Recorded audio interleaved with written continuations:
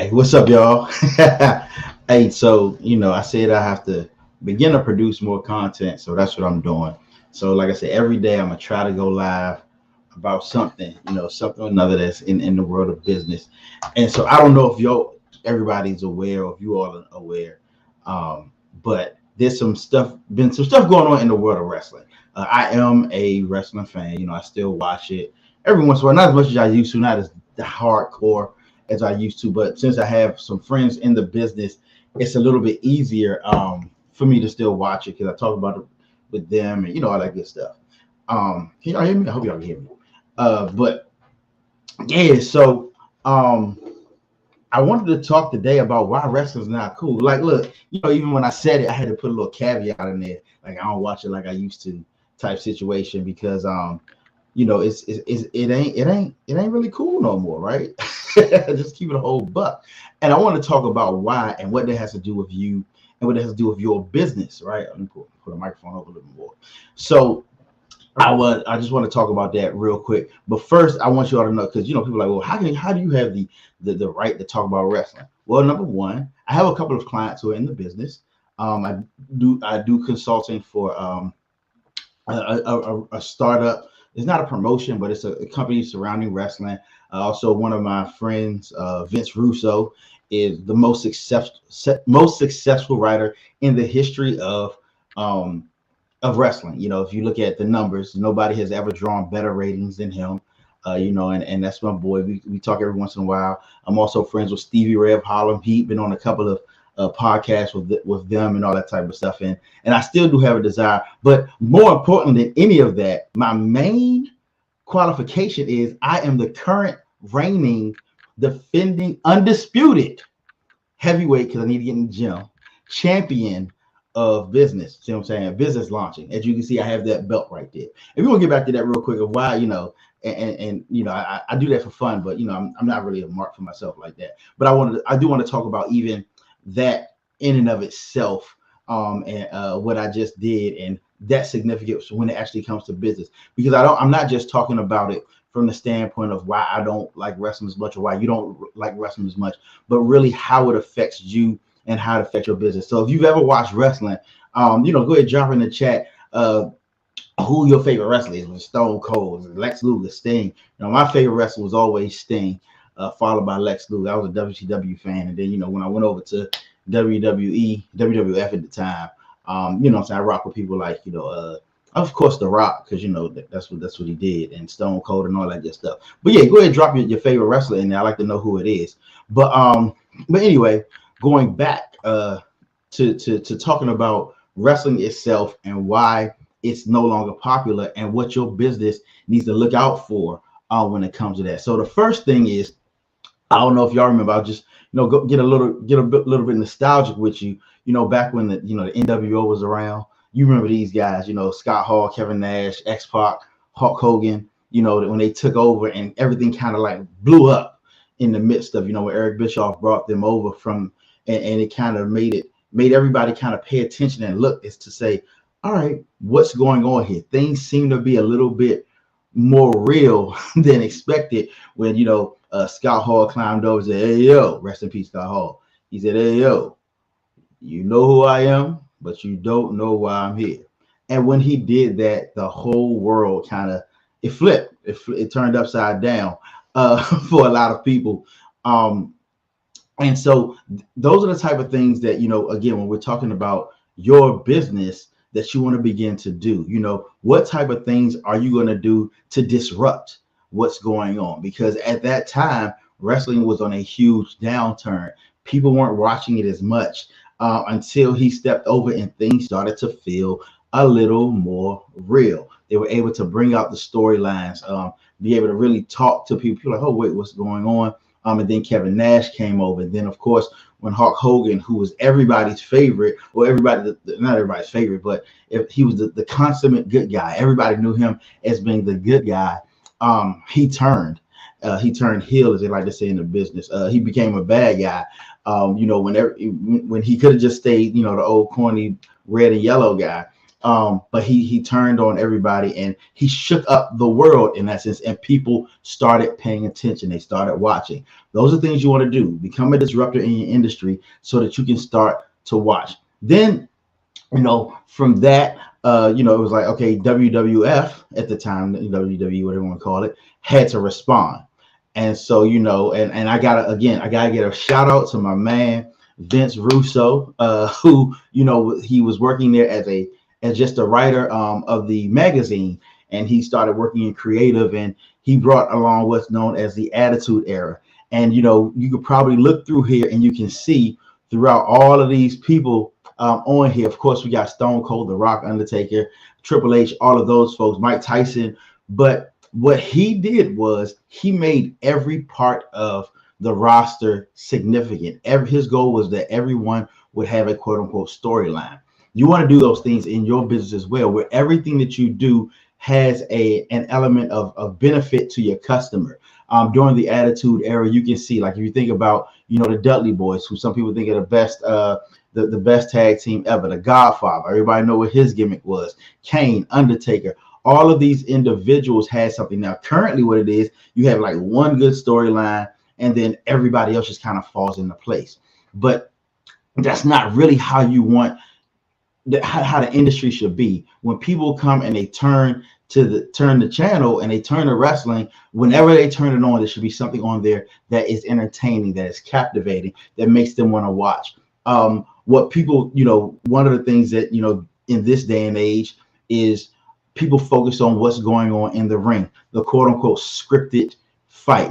People don't want to call it fake, but in essence, it's predetermined. They're not really trying to hurt each other. It's called a work versus shoot. It's a work. It's not a real fight that's going on in there. And so people know that. So if people know that it's not a real fight, then does the fighting really matter as much? That's one of the big debates right now, because you have individuals, and we'll get into these people later on, that think that that what happens in the ring is so important. They're critical of what goes on in the ring. The moves that they do. They know all the titles of the moves and all that type of stuff that normal people who may watch wrestling or who may turn to the channel, they don't really know that type of stuff. They just want to be entertained, right? And that's very, very key. And we're going to talk about that a little more. But so when we look at now, right, there was a time when 10 million people on Monday night tuned into wrestling. It beat out Monday Night Football. They actually had a halftime show that beat out the actual halftime show of the Super Bowl. When they had halftime heat, one of The Rock versus Mick Foley in the empty arena match. But there weren't even people there. So what happened that made it what it is today, where, most people don't watch it anymore. They don't even think about it. You can't really name wrestlers right now. Now, I'm going to show you two people that are very, very, very popular on the wrestling scene. And I can almost guarantee that you have no idea who they are. These guys. Do you have any idea who these guys are? If you do, please put it in the comments, put it in the chat. I'd love for you to tell me that who you think these guys are. You can make up the names if you want. But these are Matt and Nick Jackson. Go ahead and look up Matt and Nick Jackson, and you'll find out who they are. They are EVPs and champions. They were champions for a while in what's called AEW, All Elite Wrestling, which has recently come out in the past 3 years or whatever. I went to their very first show, and shout out to Matt Coon for getting me really good tickets. But this is kind of the face of wrestling now. You've gone from, I'm gonna go back a little bit, this to this. All right, from this to this, meaning you might as well have this as your champion, right? Let's be real. So what changed to make it go on such a decline, and why isn't it cool anymore? Think about it. Let's talk about the cultural impact that wrestling has. And you think about Ric Flair. Everybody knows about style and profiling. They were water cooler talk. What was going on with the NWO? What was going on with DX? They used to sell out arenas in days for their pay-per-views, for their Monday night shows, even the Thursday night shows, all of that. But then something happened to change everything. And we want to see, and we want to talk about why it has dropped and why it is continuously declining. It's not even like it's getting better right now as far as the numbers are concerned, but it has changed a lot. And the mainstream popularity that it once enjoyed is no longer the same. And there are many factors to consider as to why this is the case. So let's go ahead and talk about it. So it's no longer as full of drama as it used to be. Most of the we have like very, very long matches with very intricate moves, very detailed moves. The athleticism is great, but people still know that it's scripted. People still know that there's an expected end. And also, it's more athletic than it is physical. People no longer believe that the moves hurt. I'm going to tell you right now, if you ask somebody what hurts more, a cartwheel or a punch, people going to say a punch. You know what I'm saying? Pick somebody up, drop them down. And then, of course, you have guys who look like this, who you don't think would, like, I don't think they could with me. I'm just keeping a buck. Just be real. So that it's become overly choreographed and scripted. So like if you watch some of the, go on YouTube and look at some of the more recent matches, where it looks like a Cirque du Soleil show, where everything's so scripted. You don't want to be predictable in your business where people know what you want them to know that they're gonna get a good product, but you don't want them to get used to. You don't want them to get too familiar, and that's what's happening in the wrestling industry. Like I can watch Monday Night Raw, I can watch Dynamite, I can watch SmackDown, and if there's a match on, I'm fast forwarding. If I'm watching on Hulu or DVR, I'm fast forwarding through the match because nothing in the match actually interests me. It doesn't look like a real fight. Unlike back in the 90s, people now have things like UFC that they can watch, there's even more access to boxing where people know that the fights are real. Even the slap box thing, the slap fight that's going on now, there's a reality to it that doesn't exist in wrestling because they're no longer trying to make people believe that it's a real fight. Yes, everyone knows, but you have to give people an opportunity to suspend their disbelief. And the reason that they've stopped doing that is because wrestlers, promoters, and owners of companies have begun to listen to critics. And when I say critics, not just people, I'm not just saying people who are critical of the of the sport or the genre. It's people who basically look at every intricate detail the same way Siskel and Ebert will look at a movie. They don't look at it as fans. And when you begin to market towards fans, towards experts not towards fans, towards critics or experts in your industry, you will no longer be serving your actual audience who needs you. Let's say photographers. A lot of photographers out there who when they're shooting, they're paying attention. Yes, you want to be excellent, you want to be good, but you don't want to think about what other photographers are going to think about what you're doing. You want to think about what your client is going to think about what you're doing, because your client is the one who's paying. So, there's a really popular guy out there, and, I'm probably going to get flack for mentioning his name. His name is Dave Meltzer. Now, Dave Meltzer is essentially the godfather of wrestling history. He's a wrestling historian. And okay, I gotta get these guys off my screen, but he's a wrestling historian, and what he does is he critiques matches, he gives them star ratings, he talks about what's happened in the past, but and that's okay. There's a place for that. He's like the Siskel and Ebert of wrestling. But if you think about it, were movies being made in order to impress Siskel and Ebert, or were they being made to impress the fans, to be impressed the general public? And where I believe professional wrestling has gone wrong is that they're trying to please him, and he has an opinion of what he thinks is good that actually differs from the general public. Because now if somebody is watching, even if something that Dave Meltzer gave a 5-star to 6-star, 7-star, a whole constellation to, most humans are like, yeah, that's not really entertaining to me. I don't get it. I don't see it. I don't like it. And so that has made it so, like, if somebody's flipping the channels, they're going to flip past wrestling. They're going to stop.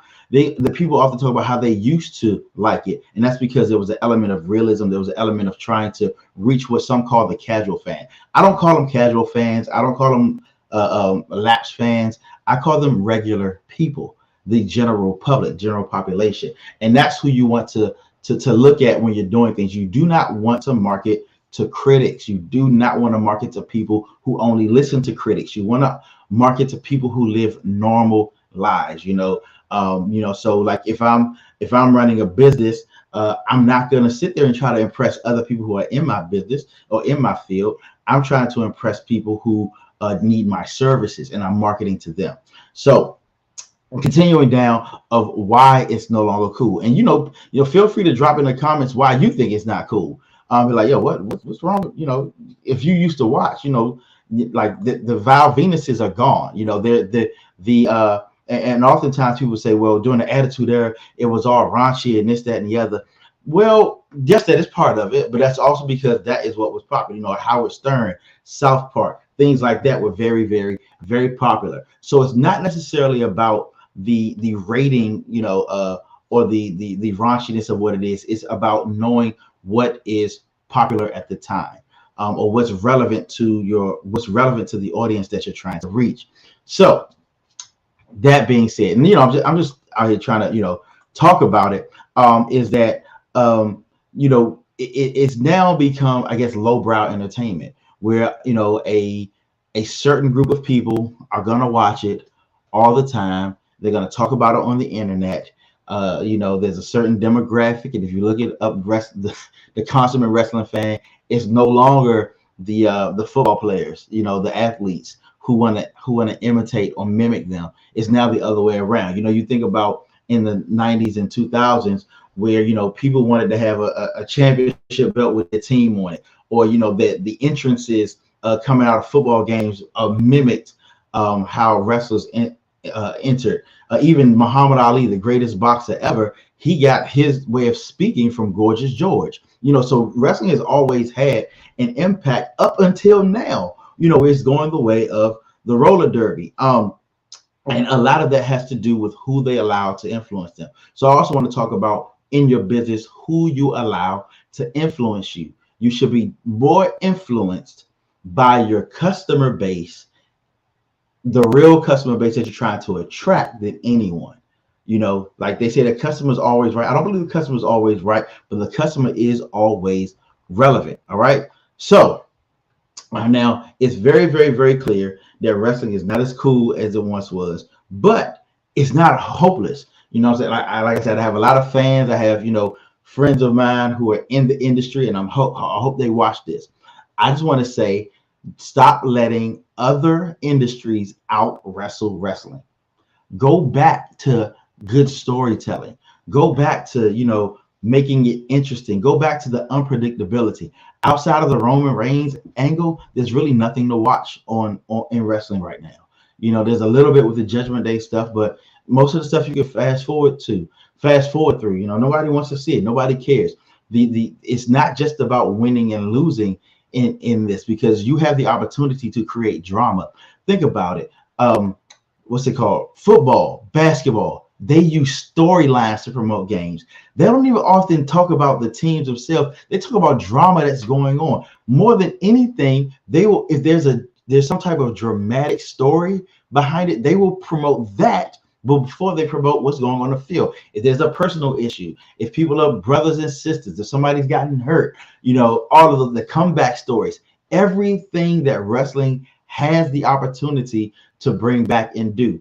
And so I just wanted to talk about that, because it is something that I enjoyed growing up. It's something that I love. I have friends who are in it.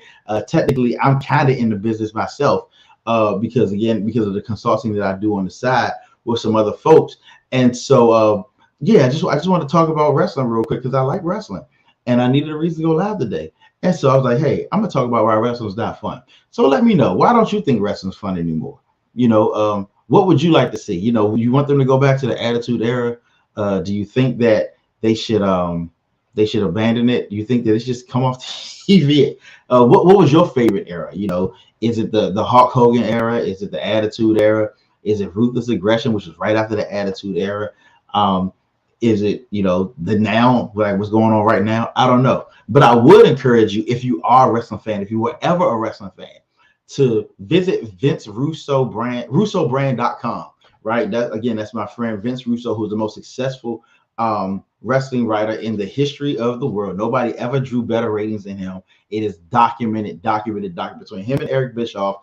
They were the reasons that people watch wrestling a lot from the years of 1997 to 2000. But yeah, definitely check him out because he's actually going back, doing, looking at the nostalgia stuff, talking about it right now and all that stuff, all that good stuff there. Also, if you get a chance, check out my book, 7-Day Business Plan. It is on Amazon. You go 7daybusinessplan.com and check it out. But that's it. I just want to talk about that today. Let me know your thoughts. Let's talk wrestling. Let's talk whatever. All right. Holla at y'all. Peace.